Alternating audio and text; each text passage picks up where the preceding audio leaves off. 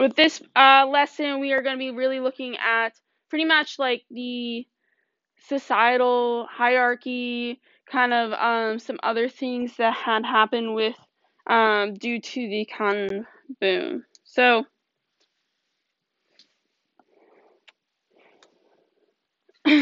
Southern society was made up of many kinds of people, including Yemen, farmers, poor whites, and free African Americans, which contributed to the economic success of the South.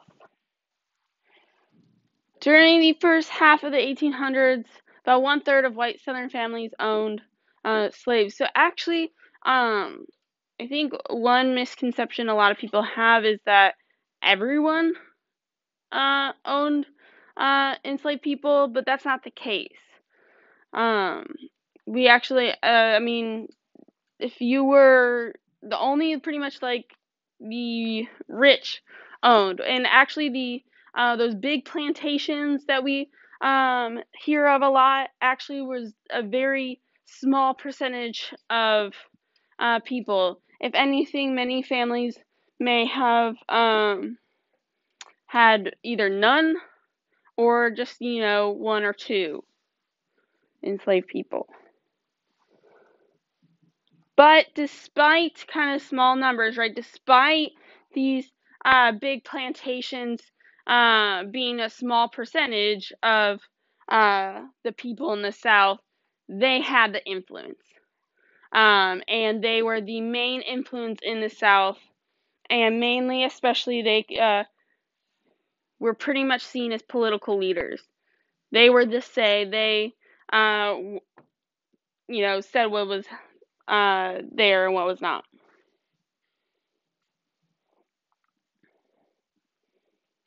So the planters, even though they made up a small percentage of the southern population, they were the ones with the biggest influence. And of course, obviously, many of them were the wealthiest members of society. Right? They were the ones who were getting all the money. Again, a small percentage here. They greatly influenced the economy. They pretty much just influence the way, the culture, the society of the South. Are these wealthy plantation owners.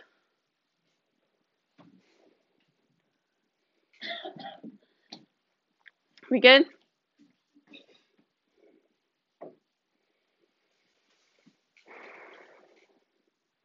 Yeah.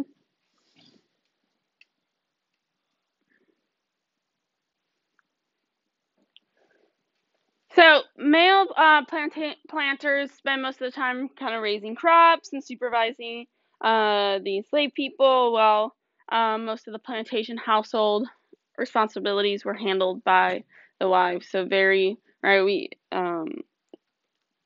cultural society. The man works, does all the outside, all the work, while the female is inside doing the household stuff. They also wives also raise and supervise children, and the household slaves, as they cleaned, cooked, and helped care for the children. They also handled social duties of the family, right, hosting dances and dinners. So again, this is the wealthy, that small percentage of wealthy people. Okay, like I said before, this is a small percentage. Okay, and that is like the percentage that is a lot of times perceived in like movies and right, those big plantation owners, like but it's actually a very more small percentage of most of planters like marriages of planters' children were arranged, as in they went with another family and they arranged their like two children to be married. Yeah, a lot of times it was for business reasons. Yeah, it was very. This is a very uh what's the word I'm looking for? Very old school, very archaic, very way of life. Um, very like high societal to way of life that even like I don't know anything about it because I'm not rich. I know, crazy. I look so rich, but like I'm pretty sure a lot of times even today, like marriages are arranged in order to like do business deals, which is very sad. So most Southerners, though, were Yemen or small farmers, owners of small farms. Okay, some did own a few slaves, and but they often worked alongside them. I'm not saying that if like that is like good treatment, but compared to those big plantation owners, I would maybe say it was better. Again, obviously, yes. Okay, lesser of the evils, I guess I would maybe say. But I mean, some owned a few, but some didn't own any because they couldn't afford it. Okay, but if they did, they worked alongside them out on the farm. The poorest of white Southerners, they lived on land that could not grow cash crops, and so they survived by hunting, fishing, raising kind of small gardens, doing odd jobs for money.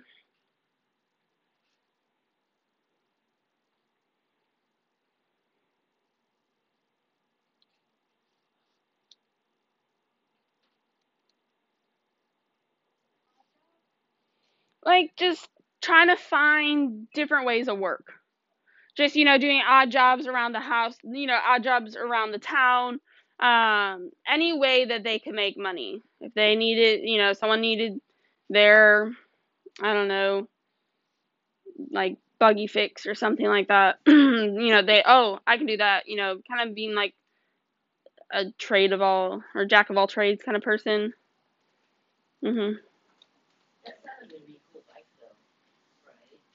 I mean, yes and no. A lot of times, I mean, you know, they relied on trying to find other jobs. They didn't have no uh constant income, right? And so, I don't know if I would say cool, but because personally, I kind of like knowing I'm getting X amount of dollars every month, right? I don't have to be like, oh, I hope I can pay my rent this month, or I can pay, buy groceries this month. Um, and I mean, some people have to live like with that, and I mean, it's definitely you're able to, but um, personally, I would like a constant income. So most, uh, sorry, most Southerners held similar religious beliefs. So a lot of the South kind of had similar religious beliefs versus remember when we were doing the North, and the North was very open to many different religious beliefs. Not saying the South wasn't, but many did just believe in the same kind of religion. Because of the distance between farms, many families only saw each other at church or like revivals. So it became a very religious based. I mean, even living here in the South compared to where I'm from in the North, the South is definitely a lot more religious based. Things are based on religion versus in the North, it's very uncommon for that. Um, like as in if you want to even know it, like when I worked at Batesville, like they had like a morning prayer or something they did, and like when we were at professional development, and I was like, that's very strange because like that was not normal in the North. But it's definitely a lot more normal here, and so a lot of this stems from right, during this 1800s of the South, as many families really only saw each other based on church, and so everything kind of became centered around the church then. So wealthy white Southerners thought their religion justified their position in society and the institution of slavery. A lot of these wealthy, again, that small percentage of wealthy white plantation owners in the South, okay, they used religion to kind of justify means to like back them up, right? To believe that what they're doing is right. So they used it as like a way to, justify to kind of as almost like a scapegoat, kind of like what I'm doing is right because of, my religion, and especially in regards to the institution of slavery. Yeah, like as an excuse, kind of as their justification. I hate like we're using the word justification, kind of their excuse, their reasoning why they're doing what they're doing, showing that what they're doing is right, backed by their religion. So their religion gives them their right to own slaves, or their right to their position in society. So many of the largest southern cities were strung along the Atlantic coast. That's Charleston, remember we talked about yesterday, Savannah, Georgia.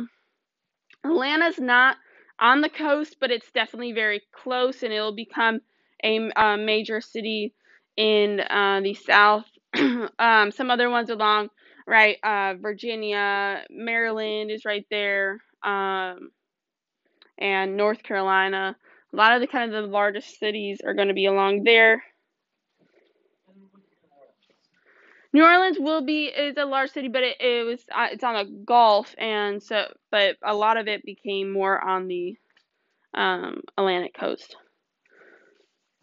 So southern cities were similar to northern cities. They had public education, public water, and well-maintained streets.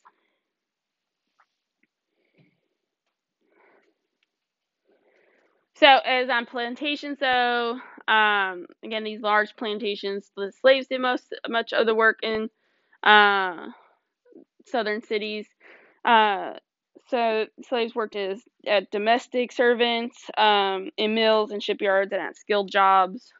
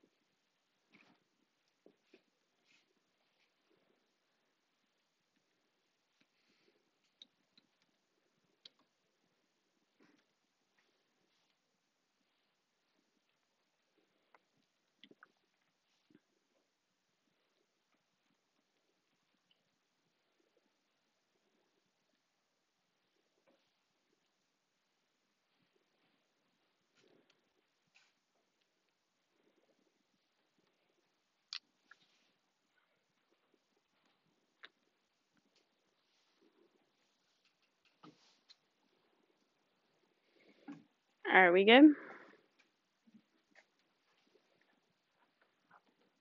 Yeah. So, although majority of the African Americans in the South were enslaved, over 250,000 free African, and it's supposed to be African, there's an A missing, sorry, lived in the region by 1860. So we do see a small amount being free in the South, not as much as there were in the North,